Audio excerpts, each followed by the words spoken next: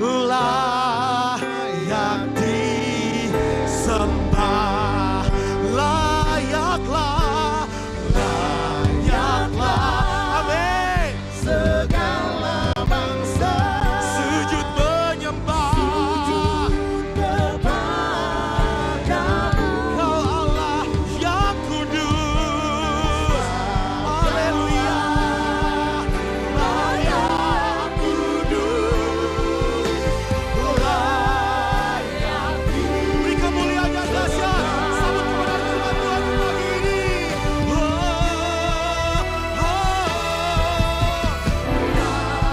Layaklah, amin. Segala bangsa sujud menyembah, sebab Kau Allah yang kudus, sebab Kau layak kudus, layak disembah, layak disembah, layak disembah, layak disembah, layak disembah, layak disembah.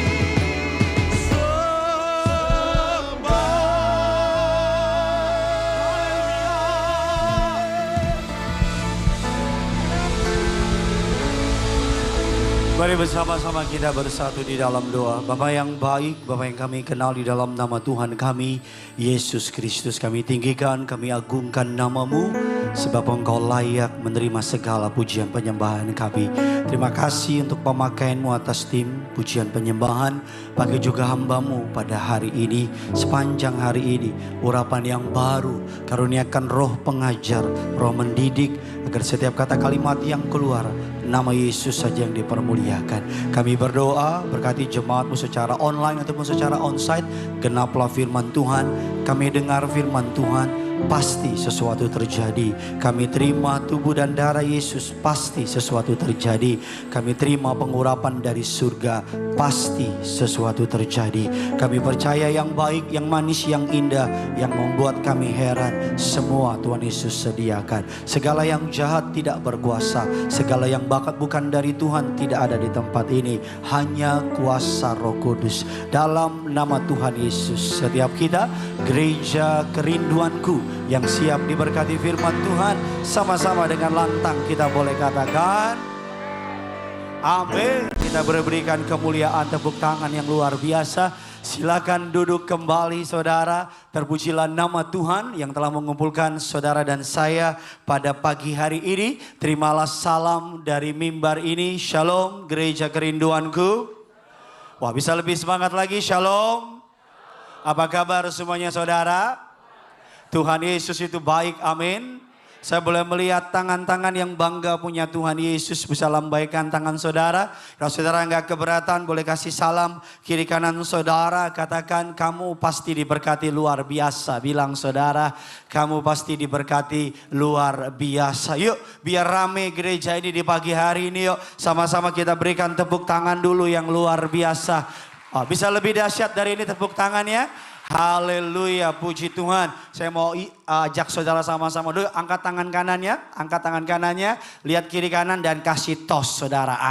Itu dia. Puji Tuhan saudara ya. Sebelum ibadah kita olahraga dulu saudara. Kita masuk kepada bagian akhir dari sebuah serial khotbah Merdeka dari Berhala. Kita masuk kepada bagian akhir yaitu cultural idol atau penyembahan berhala dalam konsep kebudayaan. Saya mau absen dulu selama 4 minggu kemarin belakangan yang diberkati oleh serial khotbah ini. Bisa angkat tangan saudara. Yuk kasih kemuliaan bagi Tuhan kita. Dia yang memberi hikmat, kuasa dan kemuliaan. Mari kita masuk kepada bagian yang kelima. Apa yang akan saudara pelajari? Yang saudara akan pelajari adalah konsep-konsep dunia. Pola pikir dunia, filosofi dunia. Yang tanpa sadar membentuk kekristenan. Yang tanpa sadar masuk dalam dunia kekristenan dan sedikit kalau mau tidak mau dibilang banyak, mengubah yang namanya the spirit of Christianity. Dan kita akan belajar hari ini. Saya buka dulu dengan sebuah statement, penyembahan berhala adalah masalah yang paling banyak dibahas dalam Alkitab. Merupakan salah satu konsep yang paling kuat. Saudara sadar nggak sadar, kata penyembahan berhala ditulis kurang lebih 1000 referensi di dalam Alkitab, baik PL ataupun PB. Berapa banyak Bapak Ibu? 1000. Kenapa 1000? Karena Alkitab sedang memberitahukan betapa berbahayanya penyembahan berhala. Kita telah belajar, saudara yang sudah ikut 4 minggu, saudara ngerti penyembahan berhala bukan saja patung, bukan saja sesajen, kemenyan dan seterusnya. Kita tahu bahwa penyembahan berhala itu bicara sesuatu yang menggantikan posisi Tuhan dalam hati kita. Saudara udah belajar itu, saudara yang ngerti bilang amin dulu. Yuk sama-sama kita lihat Yosua 24 ayat 14 sampai dengan ke-15. Joshua 24 ayatnya yang ke-14 dan ke-15. Yuk, saya mau absen dulu dong, yang ikut serial ini dari awal bisa angkat tangan. Dari minggu pertama, puji Tuhan. Yang ikut dari minggu ketiga, puji Tuhan. Yang ikut baru hari ini, oh haleluya, gak apa-apa. Terima kasih, mantap. Mari kita lihat ayatnya. Yuk kita kasih tepuk tangan dulu dong buat Tuhan kita yuk. Kayaknya awkward banget pagi ini saudara. Yosua 24 ayat 14 dan ke-15. Yang sudah di sana sama-sama dengan saya katakan, saya pasti diberkati. Yuk sama-sama kita baca 3, 2, ya. Oleh sebab itu, dengan tulus, ikhlas jauhkanlah telah yang beribadah dan beribadahlah kepada, ayat 15, tetapi pilihlah pada hari ini kepada siapa kamu akan beribadah, Allah yang nenek moyangmu di seberang, atau Allah orang yang negerinya kamu, tetapi kami akan apa? Sekali lagi, tetapi kami akan apa? Sekali lagi, tetapi aku dan seisi kami akan kepada siapa? Kalau saudara membaca 2 perikop, saudara 2 ayat maksud saya, kurang lebih kata beribadah ada 7 kali. Kata beribadah ada berapa Bapak Ibu?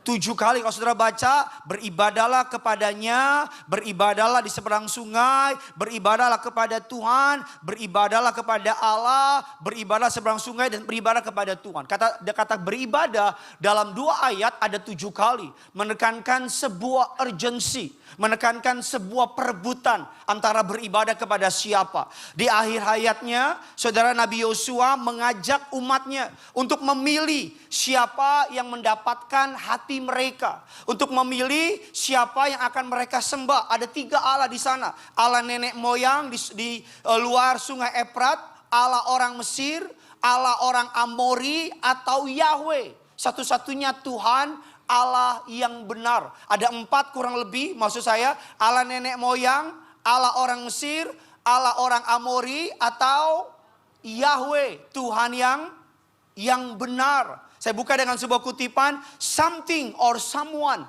will become your God. Sesuatu atau seseorang akan menjadi Tuhanmu.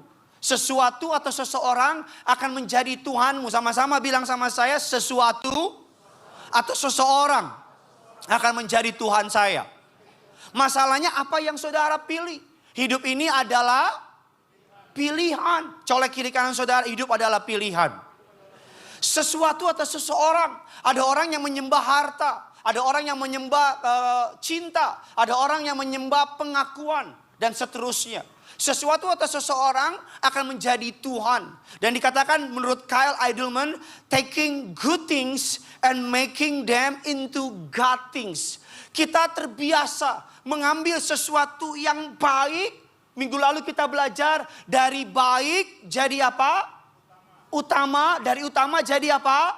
Pusat. 3 tahapan seseorang menjadikan sesuatu berhala. Baik, utama, pusat. Kita mengambil hal yang good things and making them as a God things. Kita mengambil sesuatu yang baik dan kita ambil menjadi yang namanya Tuhan. Nah, kita akan masuk hari ini tentang yang namanya cultural idol, penyembahan berhala dalam konteks kebudayaan. Nilai-nilai filosofi yang tanpa kita sadari masuk ke dalam kehidupan kekristenan. Ini akan banyak membuat saudara berpikir, saya percaya jemaat gereja kerinduanku pinter-pinter. Jemaat gereja kerinduanku pinter-pinter. Bilang kiri kanan saudara, fokus woi. Yuk kita berikan tepuk tangan dulu yang pertama saudara. Yang 3 hal yang membentuk yang namanya kekristenan. Sadar gak sadar? Yang pertama, catat dalam catatan saudara. Yang pertama adalah post-culture truth. Atau yang disebut dengan yang namanya post atau pasca kebenaran. Apa itu post-truth culture? Post-truth culture dahulu Alkitab menjadi kebenaran. Dahulu kalau kita mengambil keputusan melihat kepada apa? Alkitab. Apa sih post-truth culture ini? Bagi saudara yang biasanya baca cabai, garam, Indomie dan seterusnya. Menurut Oxford Dictionary, kata post-truth culture adalah fakta objektif kurang berpengaruh dalam membentuk opini publik dibanding dengan daya tarik emosi atau keyakinan pribadi. Keyakinan pribadi apapun yang Anda yakini benar, apapun yang Anda ingin menjadi benar, atau apapun yang menurut emosi Anda harus benar, mengalahkan fakta objektif, kebenaran objektif. Bahasa gampangnya begini, tidak ada kebenaran mutlak. Kebenaran adalah keyakinan pribadi. Kebenaran adalah emosi pribadi. Mau faktanya ngomong apa yang gue rasa itu yang penting. Mau orang ngomong apa yang gue tahu benar itu yang menurut gue benar. Mau faktanya orang bilang A, kalau perasaan gue bilang B, maka jadi B. Orang boleh bilang gak boleh bercerai, tapi kalau perasaan udah gak cocok lagi, maka cerai aja. Orang boleh bilang gak boleh berbeda agama, tapi gue cinta. Karena ini ngerasa hati benar, maka gue nikah aja. Pendeta mau khotbah, saudara disuruh jawab, mau diem aja gak apa-apa. Karena rasanya benar gitu. Diam itu yang paling terbaik gitu. Dalam post-truth culture, perasaan adalah hal yang paling penting. Nah ini yang berbahaya. Ada banyak dari kita tidak dapat terima masukan karena kita merasa kita benar. Kita merasa kita punya pengalaman sehingga firman Tuhan bukan menjadi wasitnya, tapi perasaan menjadi wasitnya. Bahaya apa tidak? Ngeri apa tidak? Ngeri banget apa ngiri banget? Amin. Makanya seorang hamba Tuhan bilang demikian. Sesuatu yang benar bagi kamu. Kalau bagi saya salah, bodoh amat.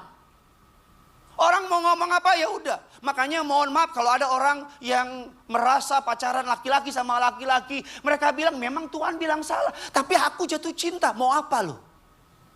Halo? Lo memang dia gak bener. Tapi gue cinta sama dia. Lo mau apa? Tanpa sadar ada sebuah istilah. Saya baca kutipannya sama saudara. Bentuk penipuan yang paling berbahaya adalah penipuan diri sendiri. Dari penipuan diri sendiri menjadi penipuan massal. Sekarang banyak orang nipu dirinya sendiri. Banyak orang hari ini bohongin dirinya sendiri. Dengan berbagai macam pola pikir. Mengapa hal ini berbahaya? Mari kita lihat Yohanes 18. Ayat yang ke-38. Post-truth culture. Saudara pasti diberkati oleh anugerahnya, bilang amin. Suatu hari Yesus ditangkap dan dihadapkan kepada siapa? Pontius Pilatus. Aha marganya? Jangan Simon Junta, jangan. Jangan. Kayaknya marganya Siregar, kayak Pastor Binsar. Suatu hari dia dihadapkan oleh Pontius Pilatus, sang hakim. Untuk menurut rakyat pada masa itu. Dikatakan kata Pilatus kepadanya, padahal Yesus datang sama dia dan bilang, aku datang untuk membawa kebenaran. Dan apa jawaban Pontius Pilatus? Sama-sama kita baca. 3, 2, ya. Apakah kebenaran itu? Dia bertanya apakah kebenaran itu dan Yesus menjawab. Tapi pertanyaan saya, abis itu tetap disalibkan apa tidak? Habis itu tetap berpengaruh nggak kebenarannya? Tidak sama sekali. Ada banyak orang yang kita kasih tahu benar, tapi ngaruh apa enggak? Enggak. Oleh karena itu, Alkitab mengatakan dengan sangat tegas, dalam hidup ini pilihannya cuma dua. Mau hidup dalam kebenaran atau hidup dalam pembenaran. Your choice. Culture ini sangat berbahaya. Kenapa berbahaya? Karena membuat kita berpikir apa yang gue rasa benar and that's right. Apa yang gue pikir benar and that's right. Bahkan yang berbahaya dahulu, betul apa tidak? Tolong koreksi perkataan saya. Dahulu kita menganggap tabu yang namanya perceraian. Betul apa tidak? Tapi sekarang kita mulai menganggap itu apa? Biasa. Dahulu kita menganggap perselingkuhan itu sebagai sebuah aib. Tapi sekarang perselingkuhan menjadi sebuah pencapaian. Halo? Ini diam semua korban, pelaku atau gimana? Memang tanpa saudara sadari post-truth culture ini sudah masuk. Ada banyak orang merasa apa yang itu benar, itu benar. Orang mau ngomong apa, bodoh amat. Padahal sebagai orang percaya yang menjadi kebenaran bagi kita adalah firman. Pendapat kita nggak penting, bahkan pendapat pendeta nggak penting, tapi pendapat firman yang paling penting. Pendeta bisa salah, manusia bisa salah, firman tidak pernah salah. Yang setuju boleh kasih tepuk tangan dulu buat Tuhan kita. Makanya saudara sedikit belajar sejarah, ada seorang hamba Tuhan namanya Nathan Sharansky. Nathan Sharansky. Saya nggak tahu benar apa nggak nyebutnya, tapi kalau salah tolong dimaafkan. Dia adalah seorang mantan menteri kehakiman dari Israel, Nathan Sharansky. Suatu hari dia dipenjara di Rusia. Di mana Bapak Ibu? Di Rusia. Di Rusia dia penjara dan beberapa tahun kemudian dia kembali ke Israel. Dia kembali lagi ke tempat penjaranya. Di tempat penjaranya dia melihat penjaranya dan dia menangis. Selesai menangis dia keluar. Dia minta dibawa ke makam yang namanya Daniel Sakharov. Sakharov. Kalau bahasa Sundanya Sakharov Dewe. Daniel Sakharov. Kalau ada bisa tolong ditampilkan. Kalau tidak ada nanti tolong dibantu yang mengerjakan slide. Daniel Sakharov saudara adalah seorang penemu bom atom untuk Rusia. Dia yang dipakai oleh Rusia untuk mengembangkan bom apa? Tahu kan bom atom? Kacang 2 kelinci? Itu kacang atom. Itu bahaya kalau dimakan meledak di perut. Saudara bom atom. Dan dia diwawancara berdua. Dengar baik perkataannya. Saya dikatakan demikian. Saya selalu Daniel Sakharov ini adalah penemu bom atom. Saya selalu berpikir bahwa bom atom adalah the most powerful weapon in the world. Senjata yang paling berkuasa di dunia. Saya berpikir seperti itu. Saya berpikir bahwa bom itu yang paling berkuasa di dunia. Tetapi ketika saya di penjara, saya menemukan kebenaran sejati. Bahwa kebenaran, bahwa senjata yang paling berkuasa di dunia bukan bom. Tapi senjata yang paling berkuasa di dunia adalah kebenaran.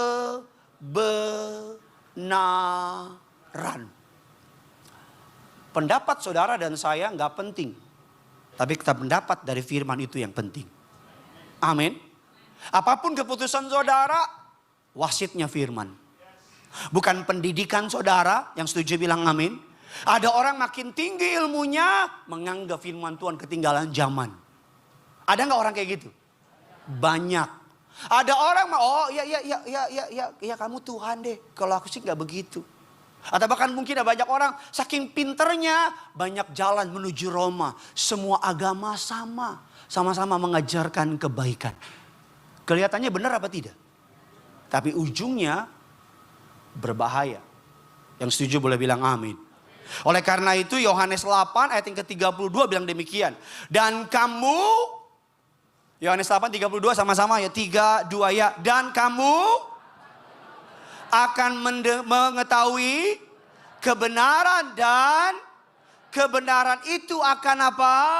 Sekali lagi dan kebenaran itu akan apa? Merdeka. Hidup yang merdeka adalah hasil dari hidup dalam firman Tuhan. Saya ulang lagi, hidup yang merdeka adalah hasil dari hidup dalam apa Bapak Ibu? Tinggal dalam firman tidak sama dengan menghafal atau hanya mendengar firman. Tapi melakukannya akan mendatangkan kemerdekaan. Yang setuju bilang amin. Post-truth culture. Pasca kebenaran. Secara filosofi tidak ada kebenaran mutlak. Secara filosofi kebenaran berdasarkan perasaan. Kebenaran berdasarkan opini. Makanya ada istilah post-truth politik. Apa itu? Seseorang benar itu tergantung opini di publik. Makanya banyak orang sekarang berlomba-lomba membayar orang untuk membentuk opini. Opini itu mahal apa murah? Mahal. Makanya orang bilang barang siapa yang punya media, dia nguasain dunia. Yang ngerti bilang amin dulu. Tanpa saudara sadar, dunia sedang membentuk opini. Opininya apa? Kekristenan ketinggalan zaman. Betul apa tidak? Kekudusan udah gak berlaku lagi. Betul apa tidak? Melayani gak keren. Ke gereja ngapain hari Minggu? Mendingan jalan-jalan. Opini mulai dibentuk. Tapi pagi ini sebagai hamba Tuhan saya mau bilang sama saudara. Bukan pendapatmu yang penting, bukan perasaanmu yang berkuasa, tapi biar firman Tuhan yang berkuasa. Yang percaya boleh kasih tepuk tangan, lebih dahsyat lagi buat Tuhan kita. Kemarin untuk pertama kalinya, saudara nanti tanggal 16 kalau saya nggak salah, ada baptisan. Oktober di tempat ini saudara. Oke, nggak apa-apa, nggak tepuk tangan juga nggak apa-apa. Karena pendapatmu nggak penting, pendapat firman yang penting. Kemarin saudara kami hari Rabu baptis 3 orang di sebuah rumah. Kesaksiannya menarik. Saya boleh cerita nggak? Kalau nggak boleh juga bodo amat sih. Ada seorang perempuan namanya Jenny. Dia itu mohon maaf orang penyembah patung-patung. Dengar firman via TikTok. Oke. Bertobat terima Yesus, bilang amin dulu. Bertobat terima siapa? Yesus. Gak berapa bulan kemudian dia di layoff sama perusahaannya. Dia apa Bapak Ibu? Pecat. Wah stres, ngalamin mental health. Karena udah berbahaya, dia dirawat di RSCM bangsal sakit jiwa. Bangsal apa Bapak Ibu? Sakit jiwa. Wah dia marah dong, kok baru terima Yesus ngalamin itu. Long story short, karena dia suka dengar firman, tiap hari dia baca Alkitab. Tiap hari dia apa Bapak Ibu? Baca Alkitab. Dia baca Alkitab, tiap hari dia baca. Orang-orang yang sakit jiwa, di rumah sakit jiwa, ngeliat dia baca Alkitab. Ternyata orang sakit jiwa juga kepo. Dan mulailah ditanya, kamu baca apa? Dan mereka mulai baca firman Allah. Yang menurut orang bacaan firman Allah sekarang baca Alkitab udah gak ada kuasa. Lo stres baca Alkitab dong. Kalau gue baca-baca gak ada pengaruhnya tuh. Lo kalau butuh hikmat baca Alkitab, gue baca-baca mana tuh hikmatnya? Kata dunia yang sedang dibentuk hari ini. Ih saudara kayaknya uang habis apa gimana saudara? You know what? Kemarin yang dibaptis satu dari seberang, satu lagi juga seberang jauh dikit. Tapi 3 orang kemarin yang dibaptis pertama kalinya oleh gereja kerinduanku. Karena hari Minggu kemarin dia datang di Kuningan. Dia bilang, Pak saya bawa orangnya, kami mau baptis. Bisa besok Senin pagi gak? Saya bilang Senin hari libur nasional pendeta. Tapi kalau memang kamu maksa kita, enggak terlalu maksa sih Pak, kata aja Pak. Rabu kemarin 3 orang dibaptis. Terima Tuhan Yesus. 3 orang. Dari apa? Pembacaan firman. Dari apa? 1 orang. Saya mau bilang sama saudara. Dunia mau bilang apapun tentang hidup saudara. Yang punya kata akhir dalam hidup saudara. Bukan manusia. Tapi firman Tuhan.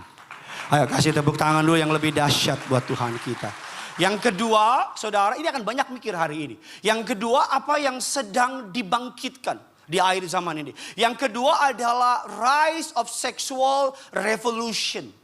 Kebangkitan dari yang namanya seks revolusi. Revolusi seks. Apa ini revolusi seks? Mungkin saudara orang Bekasi gak pernah baca ini. Saudara taunya cuma Jembatan Suramadu dan teman-temannya. Tapi saudara kalau sudah if you Google it, kegerakan ini sudah masuk terutama ke Gen Z. Udah masuk ke Gen Z.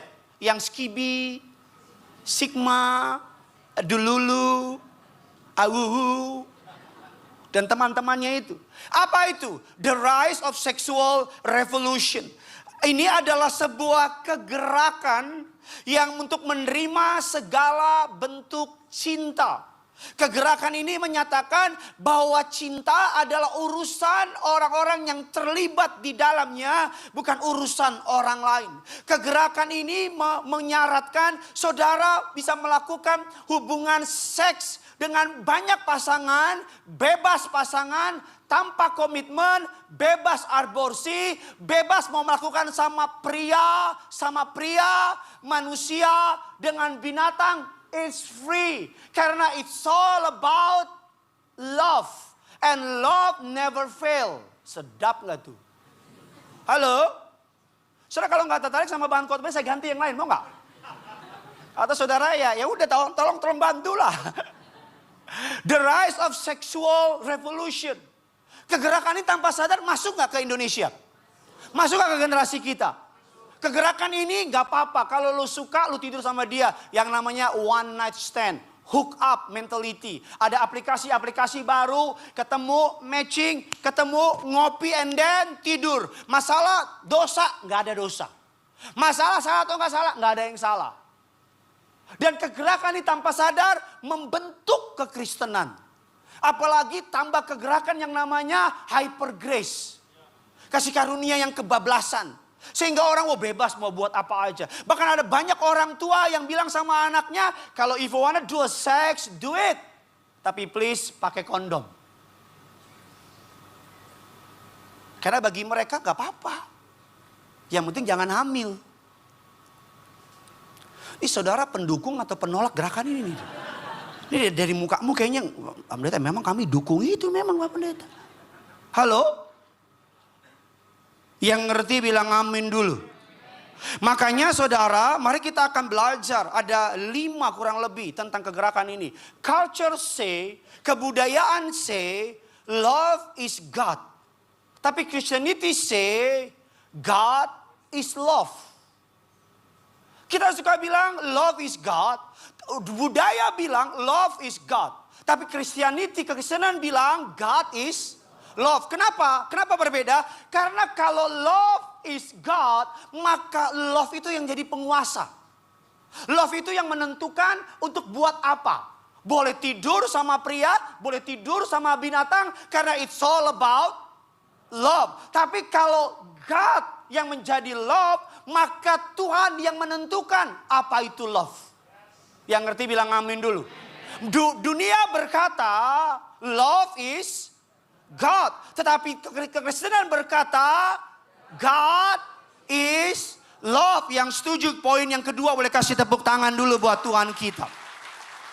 Dunia berkata, culture berkata fall in love. Jatuh cinta. Tetapi kekristenan berkata walk in love. Kenapa? Apa yang beda? Yang benar bukan jatuh cinta. Tapi memilih untuk mencintai. Ini pagi-pagi saya romantis loh. Amin. Karena gini, don't fall in love, but grow in love. Everything that falls get broken. Everything that's grow get stronger. Sesuatu yang jatuh hancur. Tapi sesuatu yang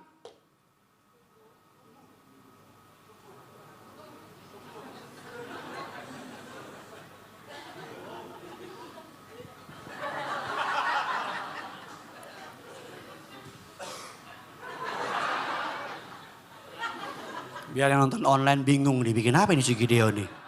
Ya, don't fall but grow. Orang tuh kalau jatuh, tuh door. Bukan door, fall. Kutipan berikutnya lagi, in order to be fall, you need to be distracted. In order to walk, you have to be focused. Orang tuh kalau jatuh perlu ke distract. Betul apa tidak? Nggak ada orang jatuh nggak ke distract. Dia fokus gitu.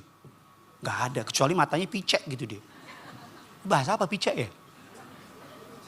Tapi in order untuk saudara walk, kita harus apa? Fokus. Kan dunia bilang gitu kan. Aduh, gue falling in love. No. Orang kalau jatuh punya kuasa nggak sama jatuhnya? Nggak punya. Punya kendali nggak? Nggak. Dunia culture berkata fall in love. No. Grow in love. Walk in love. Sama-sama bilang sama saya bukan jatuh cinta. Sama-sama bilang sama saya tapi bertumbuh. Amin. Dunia culture berkata find the right person. Tetapi kekristenan berkata be the right person. Keberhasilan dalam rumah tangga kita semua udah menikah tahu. Bukan marrying the right person. Tetapi be the right persons and do the right things. Betul apa tidak? Pernikahan dibangun dengan keputusan demi keputusan. Setiap hari. Saya mau tanya sama saudara, Miles Monroe bilang demikian. Sebuah kutipan yang memberkati saya. If you know you the way you know you, would you marry you? Kalau kamu tahu sebagaimana kamu mengetahui dirimu sendiri, kamu kenal siapa dirimu sendiri, kamu mau menikah nggak dengan dirimu sendiri? Dari diam saudara saya anggap nggak mau. Betul apa tidak? Karena kita tahu betapa bobroknya diri kita sendiri. Kita tahu betapa diri kita penuh dengan kelemahan. Kita tahu the darkest spot in our life. Bukan marrying the right persons. Tapi dunia berkata marrying the right person. Tapi Alkitab berkata be the right persons. Culture say berikutnya yang keempat. Saudara, kebudayaan berkata love is a feeling. Cinta itu perasaan. Tetapi Christianity berkata love is a willing. Amin. Kebudayaan berkata cinta itu adalah perasaan. Tetapi Alkitab berkata cinta itu adalah kemauan. Adalah sebuah niat. Love is a decision of the will, not the feeling. Feeling, perasaan adalah manifestasi dari pilihan kita. Yang setuju bilang amin. Itu adalah apa Bapak Ibu? Manifestasi, buah dari yang kita pilih. Amin. Karena kalau cinta, perasaan, kita tahu perasaan kita beda-beda apa tidak? Gak usah jauh-jauh. Perasaan kita pagi, siang, sore, malam bisa beda gak? Beda. Pagi kurang mood, siang semangat, malam gak mood. Atau ada orang pagi gak mood, siang gak mood, malam gak mood. Mood-mutan. Betul apa tidak? Kalau perasaan yang menjadi tolak ukur, udah banyak orang bercerai hari-hari ini. Kalau perasaan yang menjadi tolak ukur melayani, sudah berhenti dari dulu saya. Tapi melayani adalah keputusan. Yang setuju bilang amin. Saudara, jam 6:30 pagi ibadah di sini. Kami bangun dari rumah jam 5 untuk menyambut jemaat. Kalau pakai perasaan, kita tadi pagi bangun, udahlah. Kalau bikin gereja pakai perasaan, udahlah. Ketika tagihan datang, udahlah. Love is not a feeling, but love is willing. Kalau cinta adalah perasaan, Matius 5 ayat 44 yang demikian. Tetapi aku berkata kepadamu, kasihilah musuhmu dan berdoalah bagi mereka yang apa? Kalau pakai perasaan bisa gak? Halo? Kadang-kadang aja pakai iman gak bisa. Ngucap berkat. Oh, saya berkatin Pak Pendeta, saya berdoa kepada Tuhan supaya dia cepat-cepat dipanggil. Love is not feeling. Sama-sama bilang sama saya, cinta bukan perasaan. Lebih semangat, cinta bukan perasaan. Tetapi sebuah keputusan. Yuk kasih tepuk tangan dulu buat Tuhan kita. Yang kelima, kebudayaan berkata marry the person you love. Tetapi Christianity berkata, love the persons you marry. Kasihi atau nikahi yang kamu kasihi. Tapi kekristenan berkata, cintai yang kamu nikahi. Bukan berarti nggak butuh cinta ketika memilih seseorang. Pasti ada cinta. Tapi kita tahu bahwa cinta itu ups and down. Dan cinta itu bukan seks. Karena kalau ukuran cinta adalah seks, maka wanita prostitusi adalah wanita yang penuh dengan cinta. Amin kayak apa gitu? Amin. Tetapi cinta lebih dari sekedar seks. Dunia berkata, cintai, nikahi yang kamu cintai. Tapi Alkitab berkata, cintai yang kita memilih untuk mengasihi pasangan kita. Makanya seks bukan ukuran, walaupun itu komponen di dalamnya. Tapi hanya sepersekian dari seluruh tentang cinta yang Alkitab ajar. Yang setuju bilang amin. Makanya making love doesn't make it love. Melakukan hubungan seksual tidak menjadikan atau membuahkan cinta. Yang ketiga, yang terakhir, sambil seorang pemain badminton untuk bantu saya. Apa pengajaran, filosofi yang tanpa kita sadar mulai membentuk kekristenan. Yang pertama tadi kita melihat apa? Post-truth culture. Kebenaran tidak ada yang absolut. Kebenaran berdasarkan perasaan, berdasarkan opini publik. Pegang omongan saya. 20 tahun, 30 tahun ke depan anak-anak kita akan diketawain kalau mereka ke gereja. Anak-anak kita kalau ditawarin rokok dan mereka nggak mau ngerokok akan diketawain. Pegang omongan saya 40 tahun ke depan, atau kok sejauh-jauh 20 tahun ke depan, anak-anak kita ketika pacaran dan dia menjaga kekudusan akan dibilang, oh kolot lu, lebay lu. Pegang omongan saya, nanti ke depan kalau orang daftar pelayanan akan dibilang, lu ngapain pelayanan? Nggak dibayar, nggak digaji, mendingan lu buka toko. Halo? Pegang omongan saya ke depan, walaupun saya udah semangat khotbah, jemaat akan tetap rada diam. Tapi nggak apa-apa, saya akan terus berkhotbah. Karena I know, karena ku tahu engkau begitu. Karena ku tahu engkau begitu. La la la la la la la la. Amin. Jangankan 20 tahun, sekarang udah begitu belum? Sekarang udah begitu belum? Makanya kemarin saya cari sekolah buat anak saya. Uang bukan isu buat saya. Tapi isu buat istri saya. Karena dia yang bayar bukan saya. Saudara mau tahu nggak apa poin pertama yang saya cari di sekolah? Nilai kekristenan. Jauh dikit nggak apa-apa. Yang pertama saya tanya di sekolah, ini sekolah Kristen atau mengajarkan kekristenan? Oh Pak, ya kita cuma ngajarin doang sih. Apa ya? Cuma doa pembuka. Habis itu ya biasa aja. Saya tanya lagi sekolah, ada 5-6 sekolah. Saya minta daftar Depdikbud, saya minta. Departemen Pendidikan saya akan kunjungi semua sekolah. Saya wakil dari Departemen Pendidikan. Saudara tahu Nadiem Makarim? Ya udah.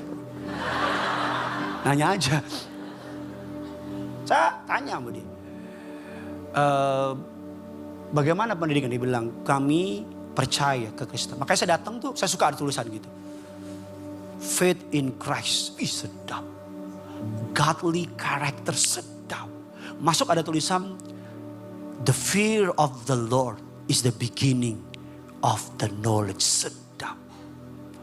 Christ is the head of this school. Sedap. Saya bilang daftar sayang. Lihat SPP-nya, cari lagi sayang. Muter dulu, muter. Kan kita bisa lihat dulu, kan kita bisa arah-arah dulu. Anak wedan. Sekolah Kristen, SPP tidak Kristen. SPP-nya hukum Taurat.